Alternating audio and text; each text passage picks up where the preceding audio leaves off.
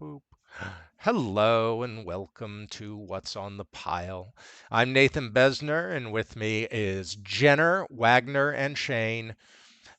Two last names and one first name. Um, Tonight's film is very near and dear to me. It was a massive flop, both theatrically and critically, and yet I love it. Hudson Hawk was directed by Michael Lehmann of Heathers fame, stars Bruce Willis with Danny Aiello, Richard E. Grant, Sandra Bernhardt, Andie McDowell, James Coburn, and some other fun people. It tells the story of a cat burglar just out of prison, ready to start his life anew when a series of wacky hijinks ensue, putting him in a war between the CIA, the Vatican, and two demented billionaires who want to rule the world. What do they want? DaVinci's gold making prism to make gold. Anyway, it's a hoot. Uh, but it's sounding to me like it was incredibly forgettable to you guys. Well, I Oh, mean, I could see why. I could see having, if I'd seen this movie when I was younger, I would have liked it a lot. Um, I couldn't tell you what was happening in the story. Like, I was completely lost in the plot. I feel like if I'd watched this as a kid, it's a movie I would have understood. And then if I met someone like me now who didn't understand it, I'd be like, "What do you mean? It's this, this, and this, this. That could explain everything." But having watched it once as an adult, I couldn't follow it at all. Um, I could follow it, but I can't say that I remembered a lot of it. I mean, calling it forgettable is I think a little too harsh. I I could didn't dislike it or absolutely, anything. yeah, I could absolutely see loving this as a childhood favorite if I had seen it when I was young, because I would have just accepted the fact I was bewildered and assumed that there was a lot of intelligent adult humor going on in it. Which, as an adult watching it, I know is not true. um, like the there's a few key points that I want to pull out of the film, but maybe a little bit later. I did not hate the movie at all. I actually rather liked the movie. I did not love the movie. I think to love the movie, I definitely would have had to watch it when I was much younger. Yeah, I mean, everyone looks like How they're having fun, which, especially as a younger viewer, like would go a long way. I think it's very charming. I think. how old Um, were you, Jenner, when you saw it? Uh, Correct me if I'm wrong. You actually were the first person to show this to me, I think. You're really Maybe. that may be I correct. honestly, I don't remember whether it was you who showed this to me or I had bumbled across it on my own a little bit earlier. At any rate, I was not a child. I did not see this the first time around. I spent a I long did. time. I spent a long time sort of scrupulously avoiding this just because it had such a bad reputation. It might have been But me then then. Granted that I forget entirely how I actually finally got to saw it. I love this movie. Yeah. Always have. Anyway, Um, we'll get to our adoration later. Let's go back to hearing what they have to say. I would I was say just wondering how old you were. it's a. I think it's a I lovable was at movie. least in my 20s. It's lovable, if not good. I guess if I Yeah, had to explain it the best, it's because it is so try so hard to be charming and fun, and it does succeed a lot of the time. I think. The first heist scene when they're singing, I was like, "Oh my god, is this a musical heist movie? Oh my god, please let this be a musical heist movie." It wasn't, I, but I'm it was always a close. little disappointed that they don't bring that back again. That should have yeah. hit in threes. They Mm, should have three times they do that shit. So mm. But things like that do anyway, give it earn it a lot of goodwill. I did one of my notes was at the beginning of the movie, like, who the hell is this narrator? And it's never answered. It just yeah. he comes back at the very end, just some random weird voice. I don't know if it was somebody famous or something, but I thought that was going to come into play somehow. I don't think it This, was somebody famous, was it? No, I I don't don't think think it was. so. It was just a guy. It's just a Just a weird guy premise. narrating a movie. I choose to think he was the guy on the donkey. sure, why not? Yeah. Uh, there's so much of this that is like 80% of the way to camp, but it veers off at some point, and I can't tell. Well, I can tell in some cases. In some cases, it goes too far. I don't like Sandra Bernhardt in this. I'm sorry. She is too much. There is chewing the scenery, and then there is like starting in on the audience too, because you ran out of scenery. But there was one bit I thought was genuinely hilarious that they didn't ruin it, but they over-egged it a bit, which is when he's hanging out the back of the ambulance on the gurney, and they're tearing along in the street on the on the rush hour traffic on the bridge that somehow is moving really fast, and he sees a sign and it says toll booth, and he goes, toll booth, and then he sees a sign that says exact change, and he goes, exact change, and then we see him dig through his pockets and is counting up the coins. It'd be great if like any one of those steps was removed. If it had just been toll booth, and then it says exact change, and we cut back to him and he's just digging through the coins in his hand, trying to find exact change. You don't have to explain that many times. It's where I couldn't figure out if this was aimed at adults or like 5-year-olds, because the humor was kind of aimed at, you got to explain each of these. What they needed was an audience of people who were adults who had been so repressed that they liked the material of children or be children. Yes. Yeah, but that whole joke sequence is absolutely 5-year-old joke. A joke for 5-year-olds. And I thought it was brilliantly executed, except they felt like they had to explain every step of the joke. And just repeat it to us twice, because we're 5 and we're not used to paying attention to things that go by quickly in movies. This is your like 2-drink minimum open micer kind of jokes, and sometimes they land, sometimes they don't. But if you're gonna make a 1-800 "How's my driving" joke, well, now's the time to do it. Yeah. Ooh, yeah. They cram so much random humor in there. It just makes me crack up, because a lot of it's not good on its own in any way whatsoever, but it's ridiculous. Like the candy bars? It keeps swinging and swinging and swinging and yeah. There's like one of the guards says something about long numbers in the phone book. Look up chin or something, and then it goes like there's like the little Asian musical sting. Yeah. I thought that. There are a few elements of this that have not necessarily dated well. Just a few here. Keep and there, in mind, it was a massive flop on all fronts when it came out, so they kind of knew then as well. Did okay in Europe. A lot of what it struck me as was it was a film made out of an inside joke between 4 or 5 actors, and they made the movie, and then they realized this doesn't make any sense unless you're on the inside of the joke, so we have to explain every step of the joke. I can see that. Yeah. There's a story credit to Bruce Willis. I thought there might have been. See, that's and then the writer of Die Hard was the credited screenwriter. Yeah, and the writer and director of Heathers. Yeah. You see, Heathers, I would have thought would be like completely removed, totally different humor than this, because Heathers, I don't feel like Heathers feels like it needs to explain its jokes. It's been a long time since I've seen Heathers at this point, but Heathers plays it pretty straight and just assumes the audience is smart enough to realize it's all satire. Did Lehmann do anything between this and Heathers? Because I don't think he did. I'm pretty sure this was his next project. This was Bruce Willis's baby. Meet the Applegates, which I don't know what that is. Oh, that was fun. Yeah.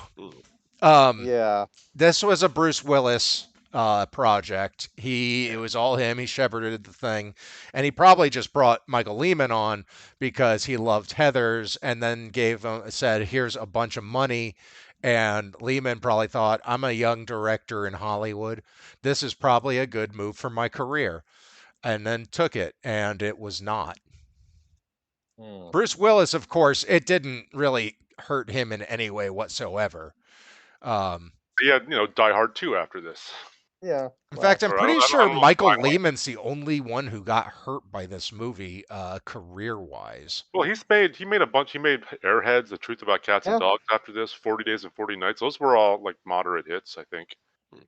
Yeah, but this was supposed to be a tentpole movie. That's how they were selling it. They had a tie-in with Super Nintendo or regular Nintendo. It was still NES. Right. There was a game where for this, wasn't there? I remember that now. Yeah, Yeah. I remember the Never game. played I it. remember hearing about the game more than I remember hearing about the movie, which is sad. But Mm. did they No, get it was- like classic crooner tunes to play on the video game, but in a chiptune version? I Finish before the song completes. I honestly can't remember. I just remember that you could win a trip to Italy, and it sounded awesome. And I was like, Mhm. "What? You get a free copy of the game? This is amazing. This is the best Wow. trip to Italy." Yeah, that too. But yeah, I remember that contest. That contest was very funny because it came out about a week after it bombed so hard. Ooh. So you see Ooh. that and they're like, "Come buy the game now that you've seen the movie." And that Ugh. game, even though it was already a pretty bad game at the time, it got hit harder than it should have. It wasn't Well, like that bad a game. I mean, that means for the contest, your chances of winning are pretty good. It's going Yeah. to sell like 5 copies. Yeah. Yeah. I'm pretty sure they actually didn't go through with the contest.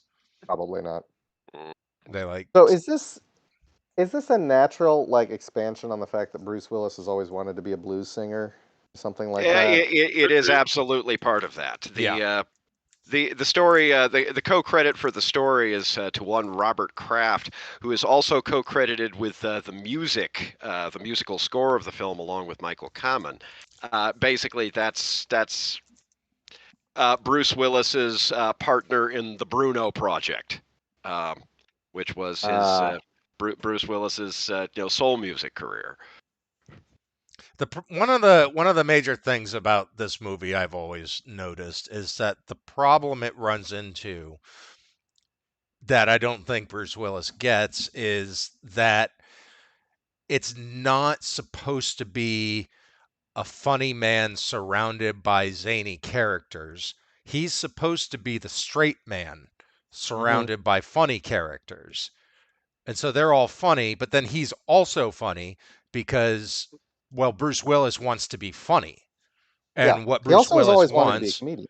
yeah, what Bruce Willis wants, Bruce Willis gets. So you get this uneven kind of balance between characters where there is no straight man to be had. And so it becomes this almost ethereal film that's displaced from reality. That's how it feels to me when I watch it. You're right. And what it needs in the film is one of the zany characters does something inexplicable. We cut to Bruce Willis for a reaction. What we get is cuts to Bruce Willis and he has a cartoonish reaction of, just on and beyond whatever the zaniness that just happened was, and we don't know where the ground is. Unlike some other films, this would actually be a decent place to put in some Tex Avery eyes. Yeah, that might actually work here. Well, Of course, would it Richard E. work? Grant spends most of the movie Yeah, pretty that's true. close He's to that already- anyway. Yeah, he Yeah, does. I was gonna say, yeah, Sandra Bernhardt just like chews on the scenery, but Richard E. Grant still, to me, steals every scene he's in. Oh, you Yes. know my favorite line in the movie. Yes, we do. We came across that line, and it was like, well, no, let's go ahead and say it, because just Yeah, in go ahead. case. I'll torture you so slowly you'll think it's a career. Here's the thing. That comes in a sequence of so many shots. That movie was 2 minutes in the rearview mirror, and I went, "Oh, wait a minute! That's the one that Andy's always quoting."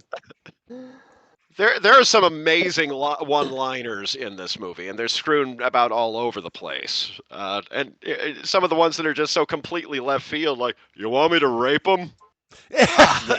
Yeah. Wow. I finally got that joke when I watched it the other day with Declan.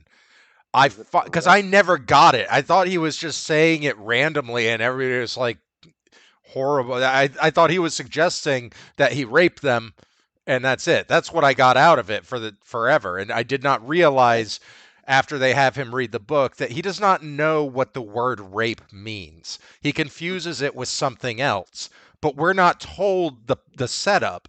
We're just told the punchline as an offhand reference. That's kind of like what you're talking about with not inside joke. Yeah.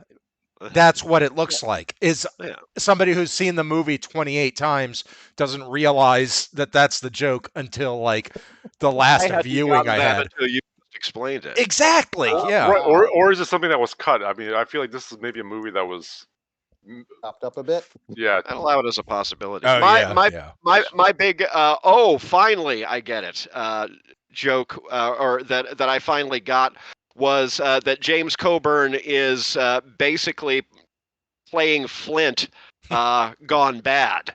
In a backhanded and roundabout way, this may have actually inspired what they did with Jim Phelps in the Mission Impossible movie a few years later, because the Flint because I finally noticed this in the closing credits.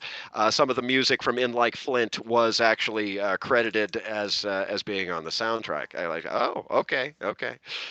So that was the bit that I finally got this time. But of course, Flint was the original wise cracking spy anyway. So I can't match the longevity of this, but I just realized about 4 minutes ago that Kit Kat in this movie was David Caruso. Yeah, which I totally. Who was? He was probably my favorite character. Still, really, as a kid or now? Still, now. He's just great. He's just in the background. He doesn't do anything to anybody. He gives a little karate chop, but he just has a card, and that's it. That's all. That's his big thing. And I was very distressed, and to this day I still am, that he didn't make it. He should have made it. He was a weirdly innocent figure. He was. He was. I don't even know why he was with them. Like, he was just dressed up as whatever was important in the scene, and just handed cards on occasion that were helpful, like more helpful than anybody else. Helpful to the point where he might have been the most helpful character to our main characters in the entire movie, because he was the one who was like, "Don't trust anyone." Okay. And Hudson Hawk was like, "Nah, okay, whatever." And then he's like, "Oh shit, yeah, don't trust anyone means there's so many different people I need to not trust." And that's when that's at that point he's finally realized that Andie McDowell is also part of the whole shenanigans. Yeah. I think Bruce Willis wanted to make his own version of It's a Mad, Mad, Mad, Mad World, kind of. Something like that, yeah. But a lot. It has shorter. that energy. Yeah. And I like that movie too, and that is very of its time. That's got some stuff in it that dueling zanies. I haven't watched it in a while. Yeah. Another one I only a few days ago realized who it was. Andrew Bonarski was Butterfinger in this. Do any of you recognize that name? No. I recognize the actor, but I don't know where I recognize him from other than here. Well, first he is Zangief in Street Fighter. The live action movie? The Jean-Claude Van Damme one? Wow. Yeah. Never saw it. I don't think I've seen it. I don't feel bad for not remembering that. Yeah. Well, the other one is even less fair, and the only reason I know it is because of one of the other podcasts I listen to constantly pounds on his name. He's one of the new Leatherfaces. Oh, okay. Sure. Yeah. I haven't watched a Texas Chainsaw since the one that blow up film McGee made. What the fuck's his goddamn The Rock and Armageddon. Oh, Michael Bay. Yeah. Was that the Netflix one? No, that was the remake from Platinum around Dunes. 2000. Platinum Oh, right. Dunes. That's Yeah, Platinum His Dunes, yeah. company, Platinum Dunes, remade that and Friday the 13th and Nightmare on Elm Street. Two Mhm. of them were fucking abominations. One of them was kind of okay, but only because if there's not a lot you can do to fuck up Jason. Like if you fuck up Jason, it just makes it a better movie. If you And it makes a slightly different Jason movie, which is adding to the legend somehow. Yeah, exactly. It's just Well, I it's mean, it turns out another that he was a cheesed off weed farmer, yeah. so Yeah. that's a new Is twist. that Who is Jason that any was? weird? Yeah, Yeah. But Yeah. not his. Okay, then what was his mom? His mom's she in didn't it. show up in that version. No, she did, Okay, I I thought. vote. Didn't Did she? I don't think she showed up in the Wait, so remake. Jason I could was be a wrong. Jason is a was a adult human in that Yeah, version at he some point? Yeah. he I I haven't seen this movie since I saw it in the theater, so my memory might be fuzzy, but I remember him living in like a hobbit hole. Yes, he had a series of tunnels under the Yes. Yeah. campground. Yeah. Good. I can I tell mean, people that with is that any worse authority than now. Jason Takes Manhattan, where canonically Jason got, No. reverted to a child by toxic waste flushed through the New York sewers? The I the mean, the best part of that movie is when he dies and the effect is just the most miserable, boring effect you could possibly think of. When in the movie just before it, they'd done this amazing effect. It was the I same thing. I think it was the head I explosion. maybe I think I that's what have it to was. say Yeah, with the the only good part of that film is it yeah, no, contains it's when the you most. take it. It's when he took his Yeah. mask off. They took the Oh, mask okay. off in the previous one, and it's like fucking Kane Hodder with the zombie face and everything's. He Mhm. looks fucked up. And then in Jason Takes Manhattan, it's literally a rubber mask. Like think the Necronomicon DVD case with the Oh, wow. rubbery cover. Yeah, Yeah. that is the level of effect we're talking. So yeah, you can't fuck up a Jason movie. You just can't. There's Yeah. I'm sorry. I've totally let us off of Hudson Hawk. it's fine. I love the movie. Nothing anybody says is going to change that. I mostly just wanted to hear what people who have not. I've never seen it before. Yeah, like do I will people? say it's clear in the film that he was trying to make like an iconic look for the character, and then he doesn't bother wearing it for most of the film, Yeah, which is that black hat and the long black trench coat. Because I remember that from the ads for the video game yeah. more than I saw it in this film. And he doesn't wear that hat through 95% of the film. He doesn't wear that coat for about 85% of the film. So you fail at iconography here, buddy. Yeah, most of the time it's just a black T-shirt. Yeah, Yeah. which is very nondescript. So Nondescript. And I gotta say, I like Danny Aiello better than I like Bruce Willis in this film. I 1000% agree and would say that most of the cast is better than Bruce Willis in this film. Except Bruce for Willis, I think, is doing a disservice to the film in a lot of ways. I mean, no, Yeah. I still love the movie and everything, but if he played it as the straight man, it would have been so much. It would have hit harder. Yeah, It's I mean, weird that part of the charm is how hard he's clearly trying, but then at the same time, it is at odds with what the movie needs at its center. So I and mean, it it's hard to fault him for that, but it doesn't make the movie any better, you know. No. So looking back, I mean, it set it up perfectly to do that too, with the whole him getting out of jail and his what's the damn term I'm looking for? The guy who first turns on him, like while he's Twitch. still in the jail. Oh, The parole officer. His parole officer turns out to be the crooked one and is trying to set him up. That is zany shit right there, and he should have been playing straight man to that, and he did for part of that.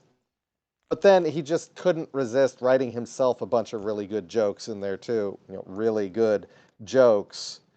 And you're right, he should have been playing the straight man to it, and instead he wanted to get in on the fun, missing out the fact that being the straight man in this situation should be the best part, because you get to be more subtle and yet funnier because of it, because you're the one dealing with these weirdos, but he couldn't help but being the 2-drink minimum zany guy as well. Yeah. You're right.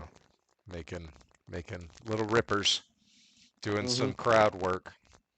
Yeah, I believe that it was the hullabaloo surrounding this picture that may have been my introduction to the concept of a vanity project.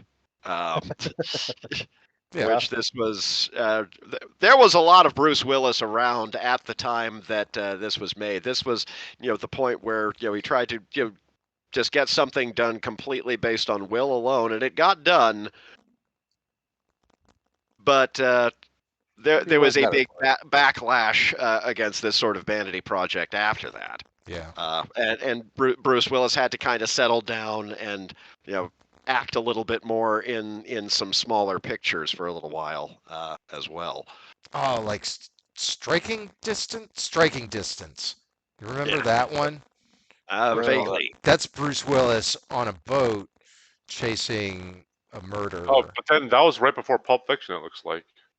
Yep. I mean, 94 was interesting because, of course, he got Pulp Fiction, which was very good for his career, and Color of Night, which was not. And North. Which I've never seen, but I know Roger Ebert hated that movie. He hated it. Yeah. Was Die Hard with a Vengeance 95? 95. That was 95, I believe. And he also did 4 Rooms that year. I don't remember that movie. And 12 Monkeys. And 12 Monkeys, yeah. 4 Rooms, of course. 4 Rooms, of course, being the point where we got introduced to the concept of a Quentin Tarantino vanity project. And then Fifth Element. Are vanity projects. And then Fifth Element, which is, of course, a Mobius vanity project. But yeah. I love that movie. I saw that movie in the theater with my grandmother, and she was so taken with it that she makes me find a copy for her to watch on every new device she gets. Every time. There you go. She loves that movie. That's the first movie I ever saw in the theater more than once. That's how much I liked that one. Wow. Yeah, I love Fifth Element. And honestly, you can chart a course from Hudson Hawk to Fifth Element. It's got some weird wobbles in between, but I think it's clearly figuring something out about how to do funny, zany, action, fantastical pieces. That's a good point. It's almost like Fifth Element is the more conservative version of Hudson Hawk in a lot of ways. Like, he is the straight man to the film throughout the film. I am a meat popsicle. He has this wiseacreness. But those are like little quips that you'd get from like a private dick or something. Yeah, a straight man. And then you got Ruby Rod, who is a flamboyant, pansexual lightning rod of insanity. And guess what? I think the word you're looking for is icon. Yeah. Yes. Yes. Sorry. Yeah, he's surrounded by way cooler stuff. So him being that anchor makes the movie feel more weighted, and it gives it a lot more agency. Well, not agency, but I don't know. I don't know the word. Just it pushes more legs. Sure. Yeah. That's close enough to what I'm trying to say. It makes it work. He keeps it grounded in the positive sense. And it's weird because in some ways I feel like Fifth Element does not work perfectly. It works at what it's trying to do. It brings across like all of those incredible Mobius designs. We get the central concept of it, but I always felt that Fifth Element it didn't feel like you could wander too far off of the current set into a fully formed world. It was a little bit too on the rails, sort of video game conceptually for a universe that, which is kind of one of the problems I have with a lot of Mobius's universes. They feel a little unfinished at the edges. Where we are now is great, but if we wander a little over here, you might fall off. Well, that's especially true in this movie with their like the just cities of flying cars. You fall out a window, you're going down, down, down. Yep. Like Judge Dreadfall kind of thing. Yeah. Although Yep. I feel like Star Wars Episode 2 kind of took a lot from the design of the city. Like that Yeah. that whole flying city felt exactly the same. I mean, it looked better because it was George Lucas and his money and his digital machine, but it felt. I think they look about the same. George Lucas's wasn't at daytime when he did it for Episode 2. He never had the daytime. Like those were always long shots. I liked Bassan's better. So did I, Yeah. honestly. But I mean, it's all pulling from Mobius's cityscapes and stuff like that. So What were we here for? Hudson Hawk. Hudson Hawk. Wandered off again. Sorry, my fault. No, this has been a fun conversation. Yeah, it's a fun movie. It just leads to movie conversations. I feel like it's there are a ton of other filmmakers I've met who will whisper privately to each other, "You love Hudson Hawk?" Yeah, man. I do love Hudson Hawk. It's a great secret handshake amongst a certain type of film ilk. And What's weird is I feel like the most obvious parallel to draw here would be to Dick Tracy. But Dick Tracy had the weight of legacy behind it. So to some degree you can excuse where Dick Tracy falls down and doesn't work in some aspects. And it feels like it should be working because it's leaning on a character from pop history that nobody today knows who the hell Dick Tracy is, but in our generation we at least had some idea. I feel like I didn't know who it was until the movie came out. I mean, it was everywhere when it came out, but that's true. Even then, it was like 60 years old. I haven't seen that movie since it was in theaters. I loved that movie when I was a kid. So did I. It's been ages since I've seen that one as well. I saw it in the theater. Good movie.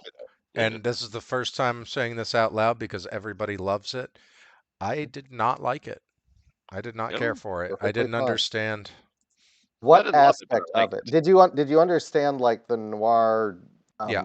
Oh yeah. Shit at that point, I'd seen what did I see? Double Indemnity. Most of Hitchcock. So I had some idea of what kind of time period it was supposed to represent, and although I didn't know anything about Dick Tracy himself, it was everywhere at the time. So that's how I got my education on him. Now, did you actively dislike it, or was it just didn't care for it? I was how old when it came out? It was 90. So I was 9. I was 9 years old. And you just asked me what? I asked if you hated it or just didn't care for it. Did you just forget it afterwards, or like, I am not having fun in this theater? Okay. Yeah, I don't have a specific reason. Because I don't even I don't remember why I hated it. I just remember hating it. And it was enough hatred to remember it. There are very few films that I hate enough to remember. So there's just something about it. Maybe it's just that everybody loved it at the time and I was just annoyed by it. Maybe it's because I was really into Ninja Turtles and didn't give a shit about like Dick Tracy. That's possible too. Or it's possible I had seen Roger Rabbit and thought, well, this is slightly tangentially similar, but that's I so liked Roger much. Rabbit. Well, I like this. Yeah, Yeah. Okay. and No, that makes sense. Yeah. yeah, 'Cause Roger Rabbit was what, 89? 89. Yeah, I Okay. believe so. and that movie Okay. is seared on my soul because of that little goddamn shoe. Broke my heart. Saw that movie 3 times. Yeah. On Blu-ray, I haven't I haven't seen it since I saw it in theaters. I've owned it for like 10 years and have never, or whenever the Blu-ray came out, haven't gone back and rewatched it. I just remember his eyes at the end when he's a toon. I never I ha- understood how he was a toon, even though he was clearly a man. That as a kid, that didn't make any sense to me. I know he was like probably wearing human skin or something like that. Forget it, Shane. It's Toontown. Yep. Yep. Wait, they don't say that in that movie, do they? No. Oh, that would be It's amazing. good. I mean, none of the kids But would know what. I just want to say I am so excited that I finally got to use that line because everybody has thought of it since they saw Roger Rabbit, and I just got to use it. Yes, that's a score for Yep. every Roger Rabbit fan. Yep. Which is Yeah. everyone who's ever seen the movie. Yeah. So, Yeah. I am unaware of. I refuse Except to for my believe mom. that anyone who. Oh, I'm sorry. She's still But mad this- at it because she had to deal with the fallout of me Oh. getting my heart broken, and that made her hate it forever. So, Okay. special Okay. circumstances. That's at least a reason. So that's personal. Yes. Yeah. Mm. Well, Alright. excuse me. We've actually gone way over what we usually shit. do Sorry. for talking about the main movie, which we didn't. That's great. Let's move on from it, though. I think we've talked about it enough. To stuff we have watched, I guess, in the last 2 weeks now. Yeah. Something like that. I think we all have some good ones. I don't really. I have a couple of rewatches that I did. I have a couple of good ones. I have went- one good one. I remember Jenner went first last time. No, I think I went first. No, you went actually. first, and then Mhm. Shane, and then Jenner, and then me. We could reverse So it. sure. Yeah. Okay. Yeah, I'll go That'd be you first. first. All right. I saw 3 movies. Let me just confirm that that's true. Yes, I saw 3 movies. I saw some TV shows too, but I'm not going to talk about those. I first saw Beast with Idris Elba. It's a man Lion movie? lion Yeah. movie, man versus Yeah. nature lion movie. It is one of the most predictable and boring films I have ever seen in my entire Wow. life. Everything that you think will happen happens to the point where when I was like spelling out what was happening at the beginning of the film and saying how it was going to wrap up the movie, Jess was finishing my sentences and shit. like this is like I don't remember at what point when they get to this scene where they see a pride of lions that has two male lions as the heads of the pride. And at that point, we both said what we thought was going to happen. Yeah. 2 males. I don't know. Always thought it was one, but maybe it can be 2. Maybe it can be 3. I have no idea. I don't know a lot about lions, honestly. Usually up to a certain age, although the Ghost in the Darkness were a pair of lions that were Yeah. rogue and didn't have a pride. So it does happen. It's just very unusual. Mm-hmm. Well, once you get to that scene, you can pretty much call what will happen from that point forward, which is, I want to say that was at most 17 minutes into the film. Ow. And then the rest of the film is just watching the dominoes fall in slow motion. Grinding inevitability. It's not a bad movie. It's just Workmanlike. if I had it on in the background on TBS when I'm working on something more important back in the late 80s, early 90s, I wouldn't turn it off. Mm. That's my assessment of it. It is a feat of professional filmmaking. It is.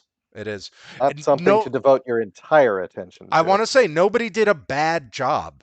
Everybody was very good at what they did. It's just fucking. It's a boring movie, man. Right. Let's move on to something. I don't know. So some of you might have also seen this. Damsel. Anybody else? Yes. I Yeah. haven't heard great things about it. It was fun. It's fucking stupid and fun. Yes. Okay. I don't think I know this at all. It has okay. Damsel is about Millie Bobby Brown, 11. She is like a lower level. Uh, what is she? She's not. It's damsel. She's like a lord's daughter. Yeah, like a lord's daughter. She's not a peasant. Okay. And she's chosen to be the new bride for the prince. So they get her back up there, and they're like, "All right, here we go. Let's go. It's gonna be great." And then they toss her in a fucking well to feed her to a dragon that they owe payment to. Oh. Okay. Dragon is voiced by Shore Agdashlu. I don't know who that is. She's that lady with that voice. You know who I'm talking about. She's in it. Did you ever watch The Expanse or what else is she? Oh, Like, I saw the. Yeah. I She saw a has- few episodes of the. Yeah, she Expanse. plays Avasarala, the politician lady. She has that. She's kind of down here, down here. She has a voice that you want to make furniture out of. It would smell vaguely of good cigars and rich Corinthian leather. It would have bones of steel, and it would never attrit. It's a top 10 voice easily. Wow. She's a great actress in general too. Yeah. Yeah. Okay. So I'm not placing her, but that's on me. that's what the movie's about, and then the rest of the movie is about this damsel, this princess, basically Lara Croft surviving her way out of this whole thing. It plays a lot like a video game. It plays a lot like she hits her quick time events. Like there are a lot of quick time events, a lot of them. Wow. Every time she misses something, it's a good save. But it is the dumbest piece of shit, and I liked it so much. I would consider this a modern day Beastmaster. Okay. It falls in that particular realm of Sword and sorcery, kind of like Okay, I was going to say I don't feel like Beastmaster is actually a very dumb film. I just mean the B movie era of TBS monster movies and sword and sorcery movies. What else? What were the shitty ones coming out? There were shitty ones coming out that Sword and the Sorcerer. Yeah, there. Yeah. yeah. I mean, yeah, there was a bunch of stuff coming out, and it would fit right in with all of those. But it's a modern version of that because every single scene is on either a green screen circular stage like they love to do now, or a set that if you look at it for more than a second, you can tell it's probably made of the most disposable cardboard you could possibly think of. It just looks bad. Looks cheap. It looks cheap. Now, I am saying this for two reasons. One, some people will listen to that and think, I will never watch this movie. This sounds awful. Others, and then there's me. This is a plus. This is a plus on its side. Like, looking for cheap shit and mistakes in movies is one of the most fun things you can do when you watch movies all the time or make movies or anything like that. Pointing out shit that you know to your family members while you're watching something because It's you so never get to irritating. use it. It is. It's super irritating, but god damn it, I I have this knowledge and I'm going to say it out loud. One of the shows I watched this week, I actually spotted a boom mic. So Nice. Right on. I would highly recommend the film. It's okay. just go in knowing that it is poorly written. They fucked up the final line, the big badass line. It could have been so much better. I won't give it away, but it's the way the line is written is very very kind of obtuse and Mm. It's not you just got damseled, is it? that'd be great though. Are you fucking kidding me? If it was you just got damseled, this would be a 5-star movie for me. You know it. You just got damsel, bitch. That's what I mean by modern. Yeah. Or just someone or just all the people in the background going, "Damsel." Oh. Sorry. Maybe not. We're not. It's fun. It's a good time. I don't write this. Yeah. Also, Millie Bobby Brown produced it, which I 100% do not blame her for doing, because I mean, she cast herself in a movie where she gets to play a badass, and this character is pretty badass. I would not.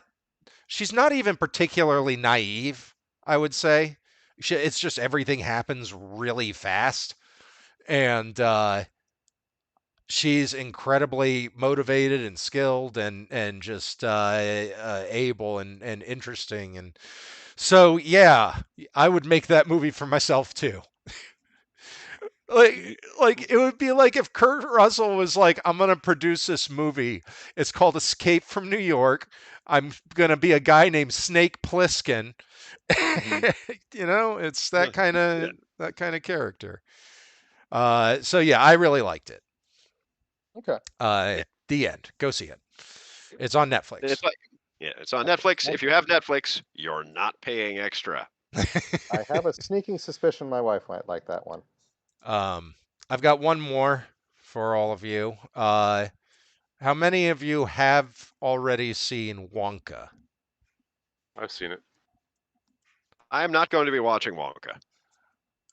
What I will probably see it at some a point. miserable, Ooh. miserable dumpster fire piece of shit that movie Oh is. wow. Oh, Now I I'm on kind the fence. I thought it was okay. I made it halfway through. Halfway through that movie, it made me so angry. Just watching it, I was so mad at it. It felt so commercial and cheap and fake and Mm. just it looked like it looked to me like a Marvel formula design and in production design and that kind of thing, where everything is staged in a very particular way, where if you look at it for just a moment and you think, hey, these people are probably not actually in that space, they're not navigating a lot of it, they're mostly just in a big open space and not moving. uh I don't know, I wasn't a fan. I thought the music sucked. Yeah, I don't Ooh. remember the music at all. I thought Hugh Grant was funny. I know he was miserable making it. He didn't have a lot of nice things to He say about it, hates but that movie. I think he just hates everything. I Which fit the version of the character that he was playing. He's turned into a pretty wonderful hater in his this act of his career. the funny It's allowed. thing the funny thing about the Oompa Loompas is that although the original Wonka was criticized for having little people as the Oompa Loompas, this film decided to have uh, quote unquote average sized people as the bodies for the Oompa Loompas, and then Hugh Grant's head is pasted on there. Except it's like a bobblehead, like twice the size, I would say. Ooh. Uh, and his delivery is very funny. But the irony is that all of the little people who did not get hired, who never get hired anymore, are like, you took us out of Snow White. You took us Mhm. out, you're taking us out of Willy Wonka. So what you want is you want to be so concerned for us that we don't have fucking jobs. Mhm.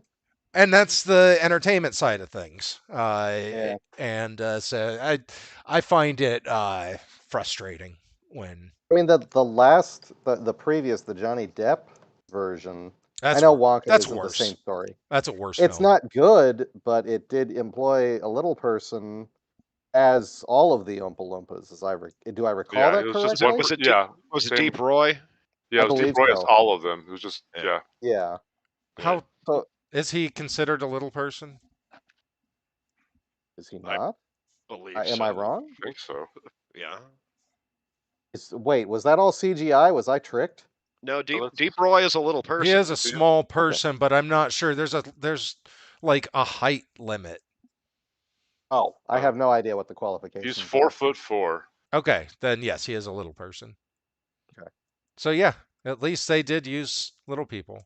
However, they used real squirrels that were trained specifically, generations of them, for the movie. Wow. Just to bring the nut room back. Yeah, So it wasn't the egg room anymore, yeah. like in the original. Mm-hmm. Okay. I- Why It, did they train generations of it? Did they then chop up the squirrels and feed them to the second Did they get generation so delayed and pass they on the couldn't mRNA? like get delayed? Like, oh, we'll get their kids then. Like, oh, we're there just not good are a year. animal refuges all over California that Mm-hmm. house discarded Hollywood creatures Mm-hmm. just everywhere.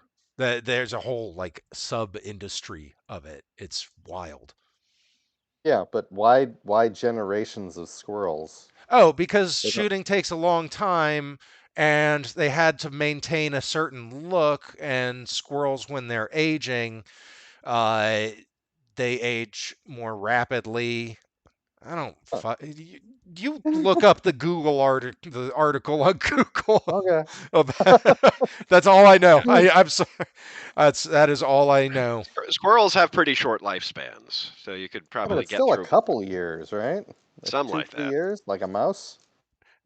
Yeah, no more That'd than be two longer than a year. years. I don't know. It has something to do with they had to use generations to train them to do something specific or something Yeah. to train it Okay. into them. I don't know. And get used to the trainers, so they thought that the trainers were their actual parents and shit like that. Well, that's called a pet.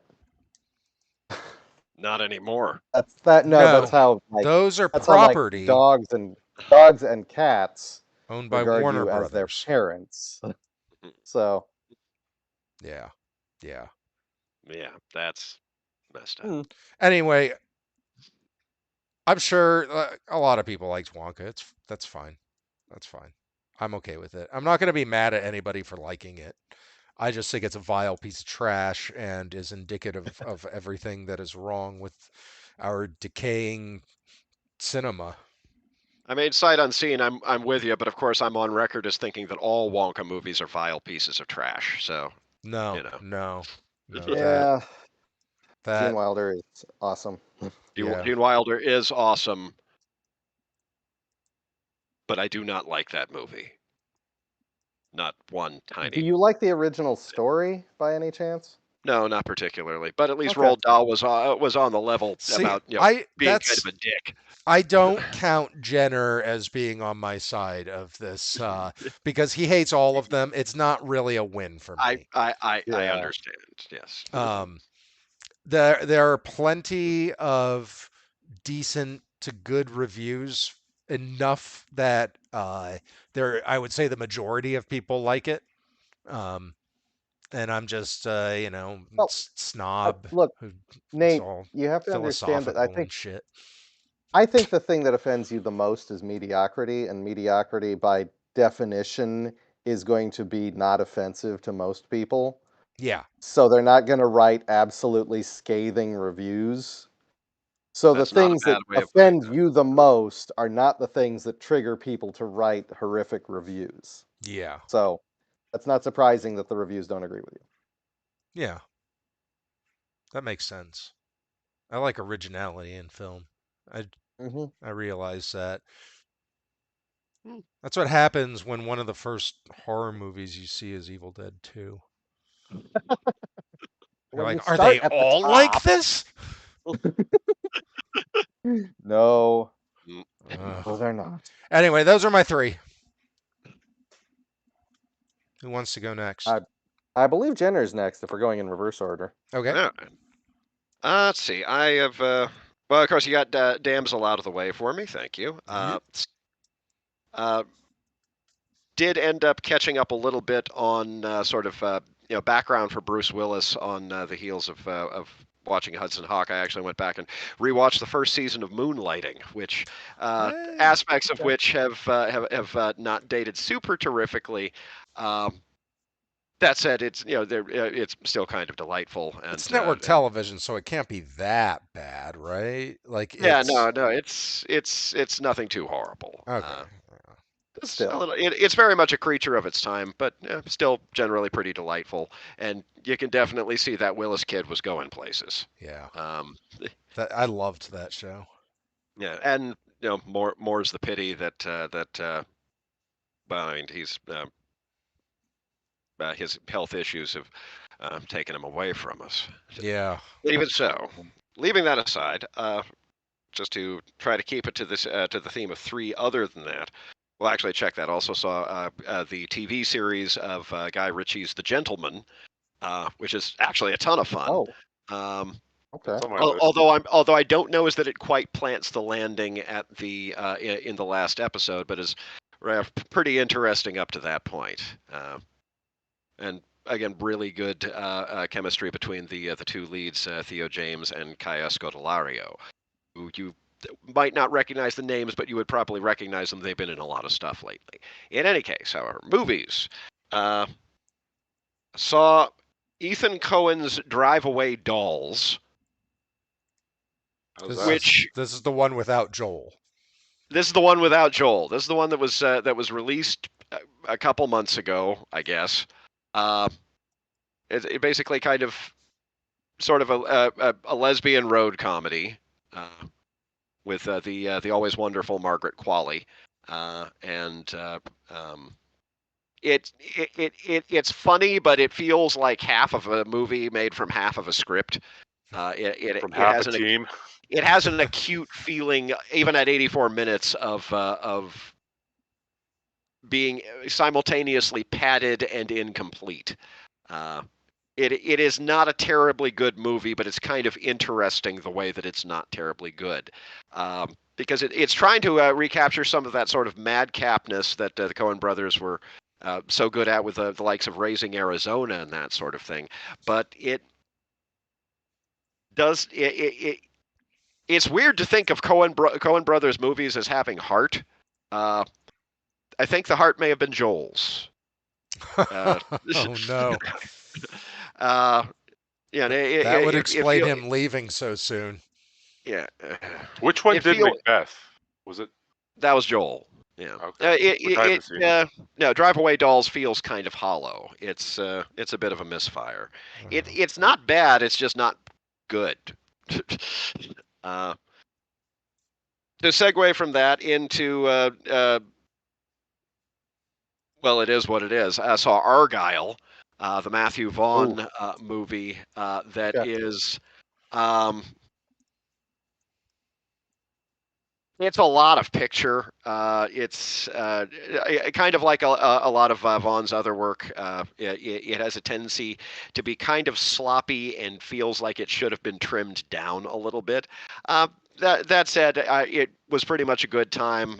Sam Rockwell is always a joy. They let him dance more than usual in this one, which is always a thing worth happening.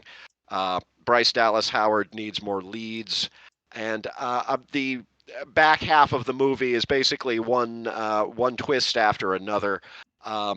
I have no idea how predictable any of them are going to be for anyone going into it. Aside from there's one, the last twist is probably the one that you could have most seen coming, just based on the general tone of the picture. I'm not going to spoil it, but even so, given that the movie got pretty bad reviews, it's not bad. If you can see it for cheap, give it a look. It has a fun sort of Saturday matinee, thrill a minute with Jack Albany kind of quality to it. I have a question for you. Yeah. When they have the big trailer stinger at the end, it's time for you to meet the real Agent Argyle. Does that have a payoff, or was that some trailer bullshit? No, that has a payoff. Is it a good payoff? It's actually a pretty good payoff. Okay. Yeah. Okay. And aside from that, in the If it spirit, wasn't, I would never watch it. in the spirit of things that shouldn't exist but are better than they have any right to be, I saw Madame Web. Oh, Oh, wow. wow. I did not Yeah. know Is that it was okay? good. No, I do need to know about this. Like, Yeah. And people I are would- saying I it's would like to bad, state- but is it though? It is not bad. I would just like to state that I went to the theaters expecting to go see Madame Web and discovered that it had already left theaters.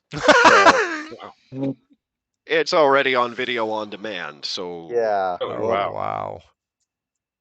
Uh, I mean, Like I Dakota said, Johnson didn't like Madame Web. Yeah. Yeah. yeah, no, but she does a very game job in it.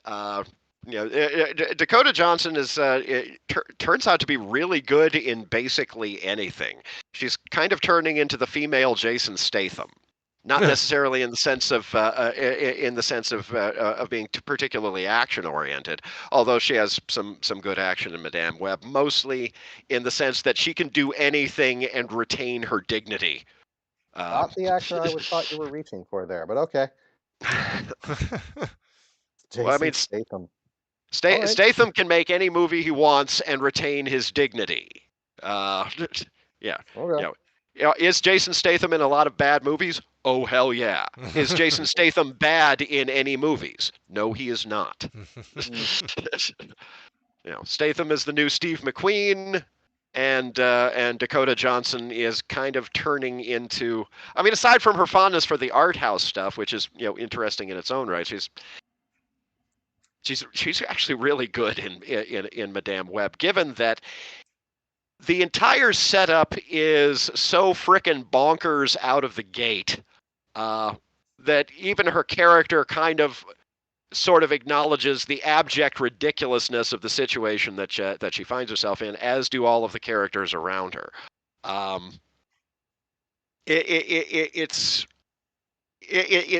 Sony's whole Spider-Man universe without the Spider-Man is a fundamentally idiotic endeavor. That being said, again, like I say, this had kind of a lot of the vibe of some of Sony's like pre-MCU stuff, like Ghost Rider, but in this case, it's more sort of Ghost Rider Spirit of Vengeance. It leans enough into the bonkers that it's actually a pretty good time, even if its existence is completely inexplicable. Yeah, so give it a chance. Yeah, give it a look. You might like it. I had it filed under possible so bad it's fun, but it sounds like it's not so bad it's fun. It's kind of fun. It's kind of fun on its own right. It's not good. I feel confident you will notice even more flaws in it than I did. Noting that I tend to be relatively forgiving if I'm having a good time. That's the thing, is I was having a good time. I'm gonna wait till it doesn't cost anything, which should be sometime next Thursday. That's a fair approach. Yeah. I mean, it's probably gonna. I mean, didn't Morbius drop on zing. Netflix pretty quickly? Yeah, it Morbius did. dropped on Netflix pretty quickly. And then it went back to the theaters. That was 'cause the that was a good the idea. best. Curious. I'm never going to forget the line. Like Sony will continue re-releasing Morbius on a monthly basis until their demands are met. I still haven't seen it, and I want them to do It that. is. It's so bad. It's so bad. It's not It's good. it's I've as I've absolutely inconsequential as you think it is. Yes. I saw it. I didn't hate it or anything. I instantly forgot it. Oh. Yeah, It's it is 100% generic superhero movie of 2010 or whenever the hell it came out. I think it was like 22. Yeah, probably. It was really recent. It feels like a pre-MCU picture. But again, that's kind of what Sony's doing with a lot of its, Spider-Man adjacent-y stuff. Yeah, we still have Craven to look forward to. I cannot believe that's Look happening. forward to. Trailer looks horrible. The thing I can't won't even watch the understand. trailer. The thing I can't understand is that they greenlit Madam Web, but they nixed Black Cat and Silver Sable. I know, just- right? What the hell, guys? Come on. It's weird. Anyway. It's all weird. They're weird. Fucking assholes. It's weird, but like I say, given that Madame Web is something that simply should not exist at all. Like Morbius almost had a little bit of justification for its existence, because at least in the comics, Morbius was kind of an Morbius was never an interesting character, but Morbius was an interesting premise. Morbius was a vampire that came out when they couldn't say vampire. And so he had to suck blood with holes on his hands. It was Morbius is just not good, but the fact that it exists is kind of explicable. Not so much with Madame Web.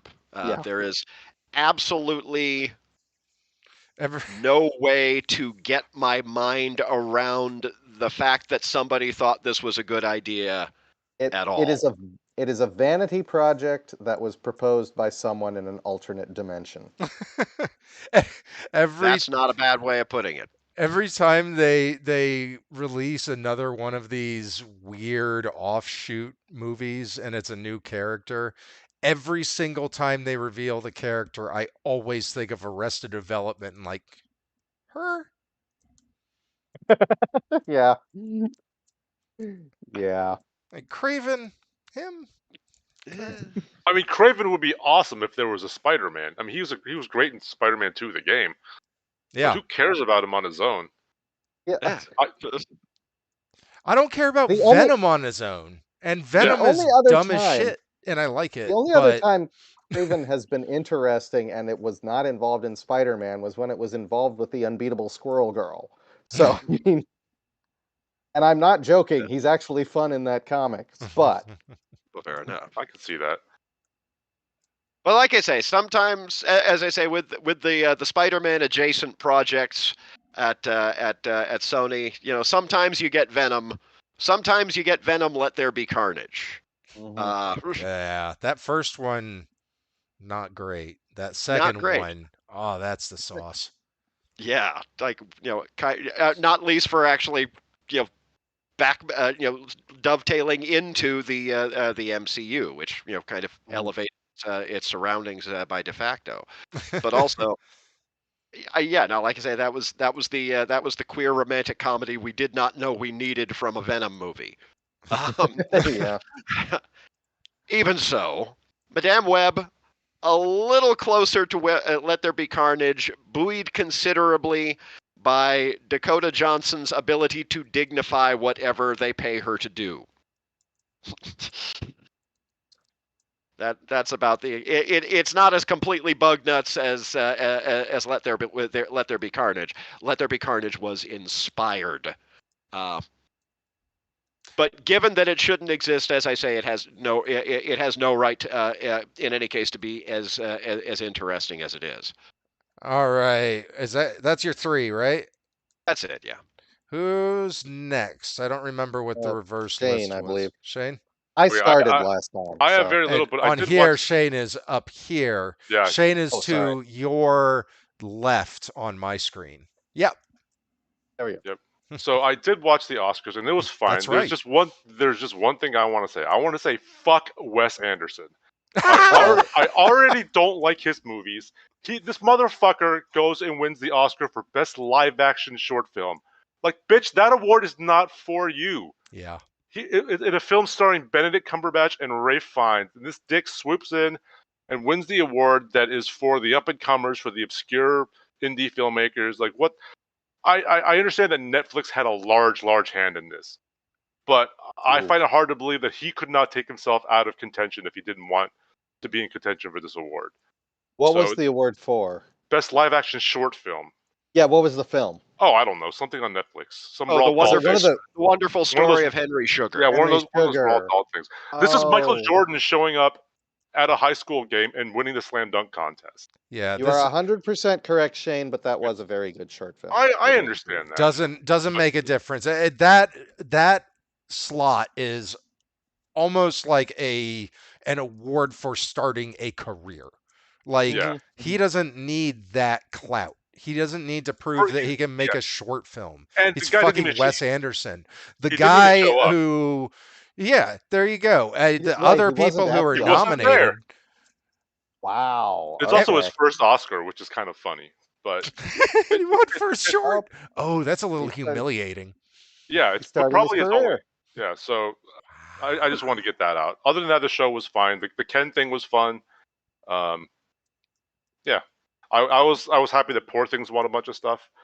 Oh, did it? I didn't even yeah. see. What did it win? It won a lot of stuff. I can't. It won like 4 or 5. Some. Big Not one was okay. Emma Stone. yeah, she won. I mean, Yeah. I think that Best was, as soon as I saw that movie, I was like, oh yeah, Emma Stone's gonna win. Trying to think if there's anything else notable. Oh yeah, I really want to see Zone of Attention. Zone of Interest. Zone of Interest. I want to see Anatomy of a Fall. There's a lot of movies on my list. A lot of which were not available for rent yet at the time. I mean, Poor Things immediately dropped onto Hulu the next day, so that's out there. I actually bought did my rewatch copy. Poor Things. I Remain. It's good. Oh, I really liked it. Yeah, I really liked it. I haven't seen It's it really yet. good. I just haven't had the time. But I had the time to watch Beast. So the movies I watched, I mean, two of them are just guilty pleasures from the 90s that I was watching on Netflix as I was doing other stuff. One, there's almost nothing to say about it. I watched Dumb and Dumber again. I just love that movie. I know it's stupid as hell, but I saw that in theaters as a kid. Still holds up. Don't see the sequel. I watched the sequel. Not Dumb and Dumber or the prequel, but Dumb and Dumber 2, which brought back the original cast. I don't know if Where you it guys, turns out that he Not was much. faking like a coma for 20 years, and that's how the movie starts. is it? I don't even remember. See, I saw it once and don't even remember it. I know that much. That is all I know about that sequel. I never saw the original. That's so- actually all I know too. Okay, I saw it's like I don't know why I know that. It's like a carbon copy. It was all the same jokes. It's like the whole Oh. thing where they're supposed to rhyme or whatever, that bullshit. Anyways, I don't need to talk about that movie. The other movie was a movie I haven't seen since the 90s that I used to like a lot, called Blue Streak. Have you guys seen this with Martin Lawrence Yeah. and Luke Wilson? I almost It just watched that dropped- on Tubi the other day. Yeah, it just dropped on Netflix. I really like the premise, which is a jewel thief is about to get busted, so he hides the jewel in a building under construction. He comes out of prison years later, and Is that- that building is now a police station, Of and his course. jewel is still hidden in there. Is that I Judge remember- Reinhold and is that the one where he says I'm a federale? Yeah, at the very end. Yeah. With Who's he William Forsythe. William Forsythe, that's who's in that scene. Love that That's guy. who's talking to him. Okay. Yeah, him and Luke Wilson are great. I enjoyed Luke it. Wilson, that's who's in it. Peter Green is the villain. I mean, the movie, it's a fun action comedy. It does come to a dead halt every time. This is like at the height of like Martin Lawrence's comedic career, so it would just stop every now and then for him to just clown around for 10 minutes. Other than that, fun, dumb action comedy. I don't know. It's on Netflix. It's fun. Dave Chappelle's in it in a small role. Pre transphobic Dave Chappelle. I don't think that was Maybe not pre. Maybe As- just Dave Chappelle. When we watched 200 Cigarettes, he made a bunch of trans jokes. Oh, did he? I don't seem even to recall remember that. Yeah. Anyway. Yeah. Anyway, It's a good. Yeah. No, I remember that Yeah. movie being a lot of fun. it is. I Peter like Green plays the same character he always plays. Same scummy villain type. yeah. How's his eye makeup game?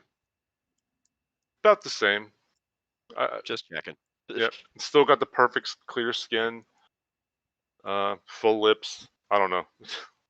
That's Good. around the time that they were making the pair up movies. Yeah, black guy, white guy. Black. One's Chinese white. guy, white guy. Yeah. One's a picture. Black guy, Chinese guy, so not a white guy there. Yeah. But that's still that's a major part of that series, that kind of movie. So Yeah. And the third one is another rewatch. Is a movie I watched dozens of times. Maybe not dozens, but many times. Is Moneyball, also on Netflix. Mm. I just love that movie. I don't really care about baseball, but I know Brad Pitt's kind of canceled nowadays. But I mean, he's great in that movie. Wait, what? oh yeah, he's a piece of shit. Yeah. But he's also a Oh. good person. That's the thing about human beings. He's the type of guy who can throw his wife against a wall and do damage to an airplane in front of their children, threatening to beat one of them, and Angelina Jolie having to get in between them, and saying all sorts of horrible things. That is one version of him. He's also a humanitarian. It's weird. These people are weird. They It's this. Yeah. it's no, he is Okay, I mean, I'll believe it. Yeah. it sounds like he is a nightmare to be in a relationship with, and that's just it does kind of put it makes me feel squicky to Yeah. But he's also a good actor, and I heard he's really great to work with too. So he's in some of my favorite movies, so I'm gonna I absolutely love him in Moneyball. And I'm trying to think of Philip Seymour Hoffman's in that as the coach, Yeah. as the put upon coach, which I've heard in real life was not how. I heard the real life coach was not happy he was portrayed that way. He was like, "Hey, I believed in this just like everybody else," and then in the movie, you made me seem like I was the one who did not believe in it and I was a dick. But 'Cause you got to have a villain. You got to have a yeah, antagonist. I mean, it's a movie about baseball math, and they somehow made it work. So it's just for me, it's just something eminently rewatchable. I think I rewatched it twice while I was just doing other stuff. That's one Yeah. that I've been meaning to give a look to. I've never gotten around to it. Oh, you've never seen it? Well, it's on Netflix now. I've seen it. I've seen probably about 40% of it. It's a favorite of the in-laws, and I just happened to walk in when they were already partway through. It's surprisingly fun and engaging for a movie that's, like I said, about baseball and math. Does that have Jonah Hill in it? Yeah, he's the mathematician guy. I have found him extremely off-putting ever since that haircut. Oh, the haircut in the movie? No, you know the haircut I'm talking about, right? No. The one that's like slicked back and then crimped into a Oh, mullet. I know what you're talking about. Yeah. It's the worst and most pretentious haircut I've ever seen. I've heard Jonah Hill's an absolute nightmare of a human being. Yeah, apparently he is just like Jay Baruchel hates him. Like truly hates him and tells everybody how much he hates him, to the point where it became a gag in This Is the End. Really? I Yeah. mean, he's good at money. I think Moneyball's maybe my favorite role of his. He's very like understated in that role. He's quite good, but yeah, in general, I wouldn't say I'm a big fan of his.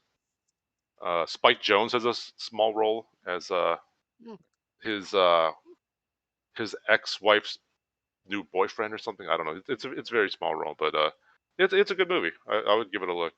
I've meant to see it. It was well received. Yeah, you don't have to like baseball or sports. I like sports, but I don't like baseball at all. I like movies about math, so yeah, I like. You look high. I like I think you guys game. I think all you of guys, my scientist friends hate pie, and I'm like, you don't understand. I think okay, it's not supposed to be about science. I think all of you would enjoy this movie, even if you don't. I do. I've seen. It looks exactly like something up my alley. Yeah. Give it a look at some point. Yep. Okay.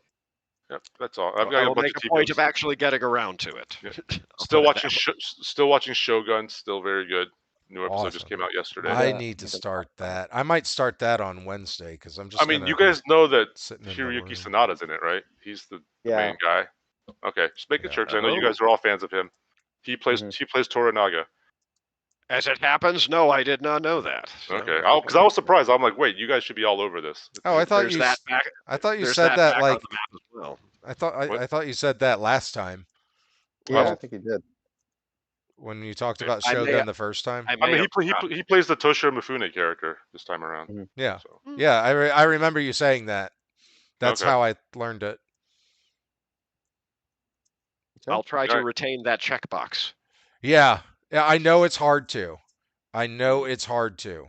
Spread a bit thin these days. Yeah, I have to make a point of remembering things now. I have to stop and I have to speak very slowly and say, "Now let's remember this. I want to remember this." And then I will remember it. And now I'm going to remember this moment for a while, and that's going to kind of suck because it's just me saying remember a lot. Anyway, Wagner, you're up. Alrighty. So, first, the kids and movie night. So we watched. I actually missed this one. I was out traveling, and they watched Orion in the Dark, which I happened to watch on my own when I got back. I know what that is. Odd little. Sorry. I don't even know what that is. Animated film on Netflix about a boy Kaufman who's scared of wrote the dark. Yeah, Charlie Kaufman wrote it. Yeah. And it's about a Animated boy for who's scared of children? the dark. Yeah. Yeah, for the most part. In which the dark is insecure because everyone hates him. So he takes this kid to try and prove a point that the dark can be wonderful. And it takes some interesting storytelling twists and turns, and it turns out it's a generational story being told by several generations of parents trying to make their kids not afraid of the dark. And it kind of works out pretty well by the end. But it also proposes the dark as a anthropomorphic creature that travels with the other night creatures, which are quiet, unexplained noises, sleep, and insomnia, and sweet dreams. And so they actually have a guy who just goes up to people's ears in the night and whispers their mortal fear of dying in their sleep or losing their job or all the other things that torment those of us who have trouble sleeping at night. Oh, you know that dude loves his job. Mm-hmm. He's pretty nervous. Other things we watched for movie night. I love this movie. I'm aware lots of people will not like it anymore. I still think it's very well made, and I really like the Incan character. No, not Incan, Aztec character in it, who plays the opposite the two main characters. And I think it's pretty funny. But we're not going to get into that. I remember. I think I've seen that. I think I liked it. I just don't remember exactly. I remember liking it. The animation is gorgeous. It's still gorgeous. I've seen that it's recently. Really good. It's I really like it. Spider-Man 2. Hey. Which I still hold the best of the Spider-Man movies because there is a lot in this movie that is not being Spider-Man, and it still kept all the kids' attentions. They still loved it all the way through and told me they liked it at the end of it, which is a nice change. Have they seen the new ones? No. Well, kind of. They've seen the animated Miles Morales ones. Okay, but they haven't gotten to the MCU. They are in the MCU. They're about midway in. We hit Winter Soldier, and I'm not sure what we should do at this point, because I want to get to I want to get to the next round of Avengers to where it gets fun again. But we got to get through Winter Soldier, which has no appeal for children. The second Thor movie we've already kind of skipped, and a couple other clunkers in the way. You don't need like Winter Soldier. That might be kind of important, but you don't need Thor 2. Yeah. Not really. They saw as much as they needed. Yeah, they shoehorned a bunch of it into Endgame for some reason. The kids literally got up and started playing in another room, which is a signal that movie night is over. So And it featured Yeah. Thor that they were really excited to see. So that's, if ever there was a condemnation of the movie.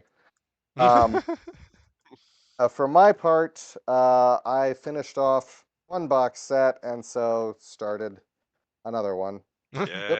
Whoops, 50 movie box set. Wow. Yeah, Containing things that's a good one. such as Frankenstein 80, which is an Italian Frankenstein movie set in Germany. It's called Frankenstein 1980, and it was made in 1972. It's all about Oh, so it's a trans. futuristic. Yes, it's about a transplant surgeon who, for some reason, keeps putting transplanted testicles into a Frankenstein's monster that then goes off and assaults women because Italy. But it's a wait. But it's a German film. No, it's an Italian movie that takes place in Germany. We know this Okay. because all the Okay. newspapers are in German. Gotcha. don't know, Gotcha. So these are other than it German being, people who are going out sexually assaulting people. except they're all very obviously Italian, and the only reason it takes place in Germany is because his name is Dr. Frankenstein. I'm Yeah. Yeah. convinced. No, that I see what you're saying now. I thought it was. Never mind. It was very confusing. It was very confusing. But I do have one movie out of this box set that I want to tell you about, which was called Killer Killer. Now, I want Good you one. to listen to the setup here and tell me if you think you can predict what's really going on, okay? You wake up in an abandoned prison, and it's all of these prisoners who were in this prison, but when they wake up, the whole facility is like really disheveled and like all the paint is peeling and it's deserted of anyone else. And outside is this mysterious fog that they can't go out into because it's freezing cold and they can't get very far from here. And it turns out all the people who are still here are serial killers. And they're all unique and different, yet strangely somehow similar to one another. And suddenly, something starts killing them off one at a time. Now, can you tell me what you think is going on? And they're Is being killed off in an impossible way. Like they is turn this away and they turn back and he's dead. I am. is this James Mangold's Identity? Did you have something No, to say, no, Nate? it's It's I not. I Well, immediately yes. think of No Exit. Okay, so Nate, sorry, Shane? No, what are you talking about? It's a demon. I thought exactly what you were thinking. Okay, I'm looking over here, but I know you're over here. I thought exactly what you were thinking, and they even call it out in the movie because he's like, "All right, that." And the next thing to understand is that the sound in the movie is terrible, and they're all speaking with slightly different British accents, so I can't understand what's being said half the time. But at one point, he says, "All right, now." This is going to sound crazy, but everything sounds crazy. So, what if we're all dead and this is some kind of purgatory? And the other one goes, "Oh, that doesn't make any fucking sense because they killed Willis. What happens if you're dead and in hell and then you die? That doesn't make any sense at all." And they dismiss it entirely. And he's right. It Jeez. turns out there's just a demon who's killing them all. And It's been ages since I've seen it, but I liked that movie. I thought it was actually pretty good, I liked it given too. the nil budget. But they could Yeah. not. Could they not escape the place? No, because it was surrounded by a freezing fog. How does that work? Is it just because the weather's cold, or is No, it? they're like in a hell dimension. I don't know. There's a demon It's demon involved. fog. It's demon It's fog. demon shit. Yeah, and like the it doesn't make sense. Do they That's have my point. access to food? They don't need it. They're not around long enough for that to matter. Hmm. Yeah, it's. I'm not suggesting anyone actually watch it, but I thought that was just kind of amazing as I'm watching it. Like, is this Identity just set in a prison with serial No, no, it's not. It's much dumber than that. I like that movie. I actually, Yeah. I think I hold a certain respect for a movie that is exactly what it says it is, and it does not have any fancy twists or turns. The twist is that there's nothing. They're like, is it a demon? And the answer is Yes, yes, Yeah. it is. Sometimes, sometimes it's I just a like this demon. even better than that. I like this movie because it was completely inexplicable. And actually, I forgot to tell you where the demon came from. The demon came because one of the serial killers used to be a goth. A Goth? god? God? Goth, no, a goth, Goth? Wait, Like a what? goth. like In the the And he 70s? crow? summoned a demon, and Like that's a how it messed up him. Visigoth or like the No, crow? like a fan of Vampire the Masquerade, a goth. Oh, okay. And this is the That was 1972? no, this Oh, isn't no, this is, never mind. This 1971. is not Frankenstein. Never No, mind. that's a different one.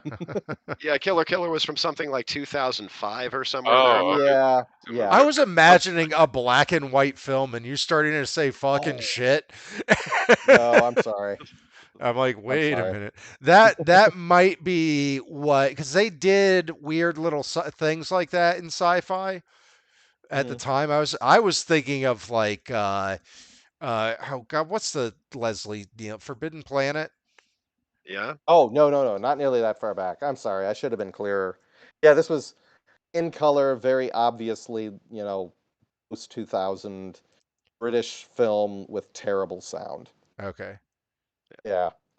Um, the other two things I actually saw in the theater. One, I saw Dune 2 in the theater with my wife. Hey, all right. Has everybody seen it now? Not yet, but I know more or less how it goes. Okay. Um, I found it remarkable because I feel like, and it's been a few years since I've seen the David Lynch one, I feel like the new Dune did well all the things that the old one did poorly, and vice versa. So if you watch the or David Lynch Dune, it is almost laughable the relationship that he has with Chani in the film because he falls into a sand pit next to her. She explains that he's wandered into a death match and has to fight, and then they're in love. And here, there's a large portion of the film spent to trying to develop their character with regard to one another. Also, Fade Ratha, I love Sting, but I thought he did a good job, but he had like 4 lines in David Lynch's Dune. And in this one, Fade Ratha gets like a half an hour in the film. Which I remember being concerned in the first film because in the book he gets introduced right away. Like he's in the whole book, and he Mhm. wasn't in the first movie at all. But I thought they did a good job in the second one of kind of making up for that. Yeah, they did. They Al- al- did. And also, they did have Sting, right?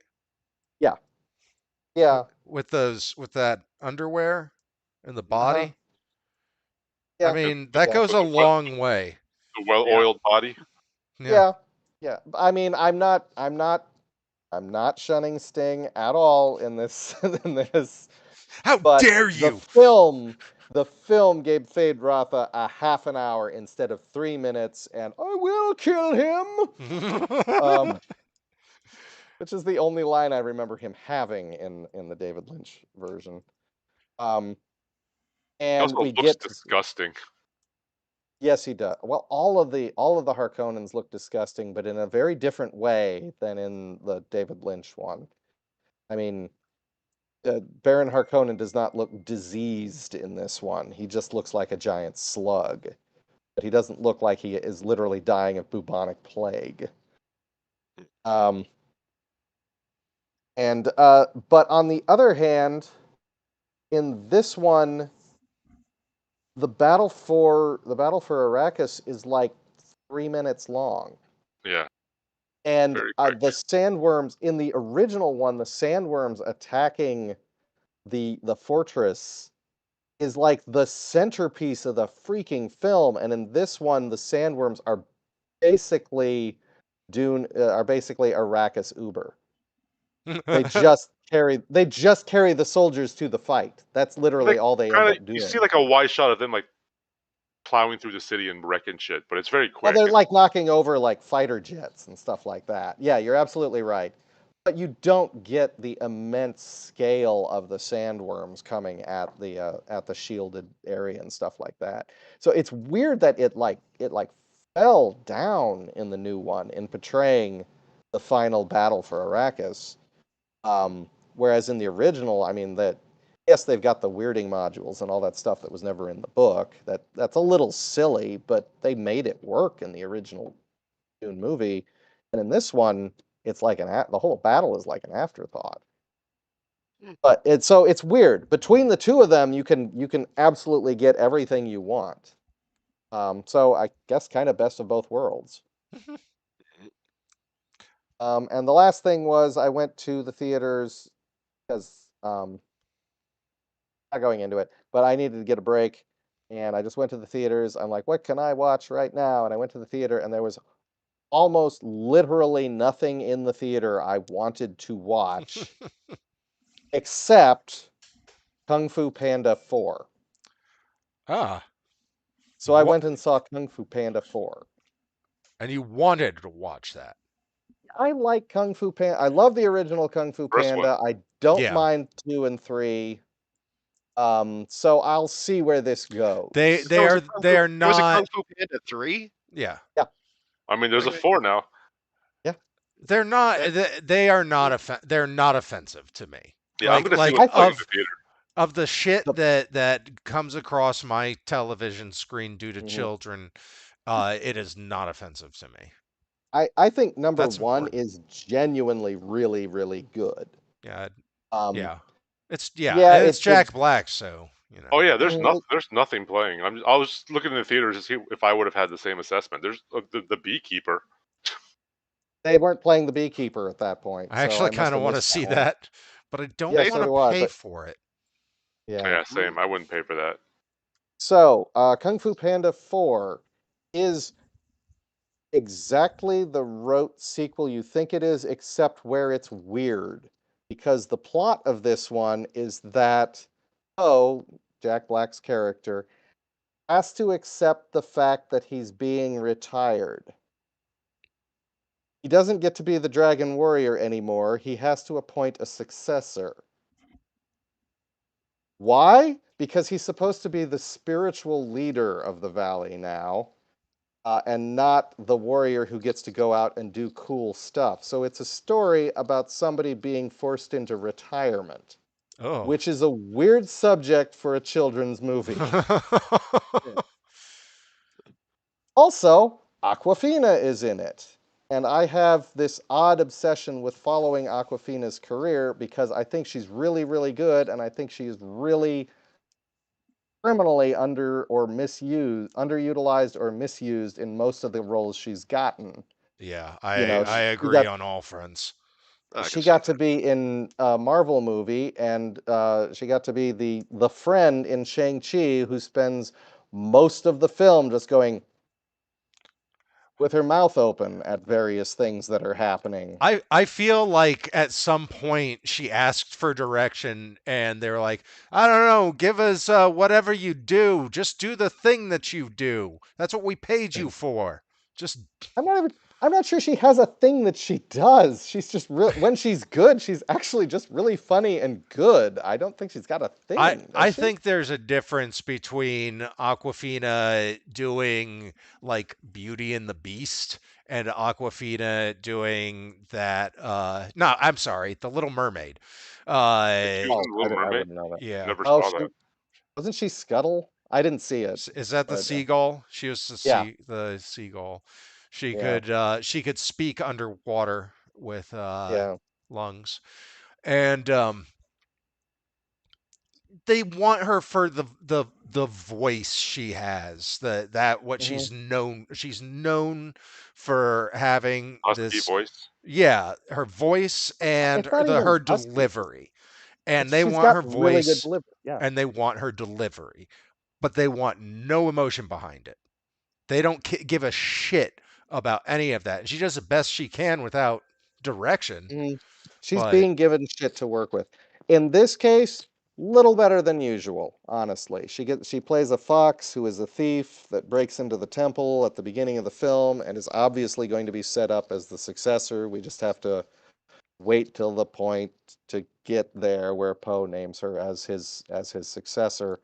Um, there's a villain that is the most video game thing ever because it's a chameleon and it manages to steal the powers of all the villains from the previous movies. Hell yeah. That's a great. So Poe can fight all of them again. And Pretty What is cool. a that? little Mega ways into the Man film, 4 Mega Man, that does these? Mega Two? Man all of 3 them. had that in the Wily stage where you had to fight the bosses Okay, from yeah, it 2. was 3. Yeah. Yeah. But in Uh, like different bodies. yeah. Yeah, so it's you have to he ends up having to fight them again, and midway through the film I'm like, why do I go to these films and why do I like them? And it's because I'm going to it for kung fu humor, Ah, yeah. which the first one did really, really well. The second and third one did to varying degrees of okay, so I still find them tolerable.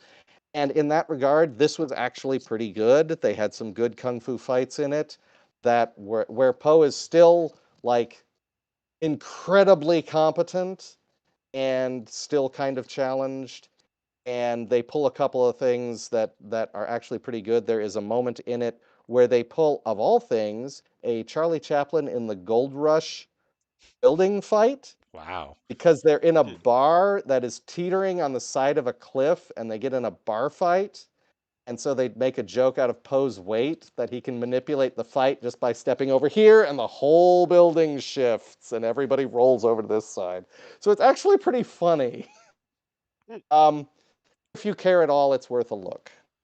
I'm not going to say it's groundbreaking entertainment in any respect, but Aquafina's doing okay with it. Yeah. Much better than in Raya the Last Dragon or That's where she's doing Aquafina. She does Mhm. it. It's mostly in the voice acting, I guess. I actually really liked Yes. that movie, but I had some bass problems with that one. I did still feel that Aquafina was underused in it. Yeah. Rhea pissed me off. That whole movie pissed me off because Mhm. we were supposed to sympathize with the villain, and they're like, Mhm. no, the villain is 100% wrong. You should Mhm. not have to apologize when somebody's going to be like murdering hundreds of people. That's not something you have to like. I'm sorry I had to kill your mom, but she's just going to The argument, murder everybody or whatever the the hell it lesson of was. Raya, the lesson of Raya was supposed to be that we're all really at fault. And the story they told, no, they weren't. They really weren't. My problem with Raya was something dumber and simpler than that, which is at one point they say, what was it? They're trying to gather together the pieces of something or other that fell into a river and then all drifted downstream into the tributaries. And I'm like, rivers don't work like that. They don't go from big rivers to small tributaries. They go the other way. Then they go to the ocean. Every river on Earth does that. This isn't that hard, guys. Yeah, I remember that one. Like, That joke when that movie not came how out. rivers work. Wow. Okay, so that was my three. Doom to the All community. right. Shane and I are going to be at PAX. I'm going to be there from Wednesday to Sunday. Uh, I would You're leaving. actually not You're be able leaving to make Sunday it this year, anyway. Nate. what's that? You're leaving Sunday. Don't you Yeah. usually leave on Monday? Okay. Yeah, it was really boring. Like after you leave, there's nothing to do. There's nobody else. I sit in my hotel room and wish I'd left. Oof. So I decided to get there early instead and not have to rush to get in line, get there early to get in line, get some merch, and yeah, leave on Sunday, late in the day. Okay. I think I'm flying out 6 o'clock Sunday, 6 p.m. I am, I mean, when am I flying out? I'm flying out at 7:10. okay. So I'll probably go over when you do. Yeah. Split a Sounds split good. a car. Oh, we're still doing a thing. All right. That's so yeah. I'm not sure if we're gonna be able to have time to watch a movie in the next week because I am it's probably gonna miss because I actually have to be in Rhode Island until Tuesday night. okay. So Yeah, I'm almost certainly not gonna make it. let's plan on 2 weeks from now. And does anybody have off the top of their head suggestions they want to make for 2 weeks from now? Is there an Easter movie? Isn't that Easter? Oh shit. Critters. I don't know if there are any Easter movies. I can't think of any. Was it Critters or Critters 2 that was Critters 2 is what you're talking. Yeah, Critters Yeah. 2 was Easter, yeah. I would rewatch Critters 2. I love I that think movie. we've all I seen know, Critters we 2, have. haven't we? I think I've seen all of them except for there's a Shudder one that came out too. Yeah, Oh, it looked like a remake. they No, were. that the Shudder one was actually more like a like a collection Impression? of web shorts that were it started off rather bad. I didn't like it at first, and I was this close to pulling the plug on it, but then I gave it another shot, and it actually gets better as it goes along. So I ended up rather liking it. Cool. Okay. Yeah. I haven't seen 4 or that one, but I'm not proposing 4 is that. the to what we want. space one, right? Yeah, I haven't gotten to the I've seen space it. That one was yet. very boring from what I remember. Yeah. It had to be better than 3. Disappointing. 3 is like DiCaprio in a house, or like a Yes. tenant house. Yeah, that was boring. What 2 was great. Yes, it was. Oh, let's see. Easter movies. I don't know. That doesn't have to be the topic. Has everybody seen The Last Temptation of Christ? I have Yep. not seen that. Oh, I have not seen that actually. I have seen that, not for a while, but I have seen that. Good dude. That's a Has a everyone hell of seen a- The Passion of the I Christ? saw that in Yes. theaters. So did I. Worth checking. Yeah. Let's see. Hold on. Ironic Easter movies. Nope. Google has failed me. Animated comedy.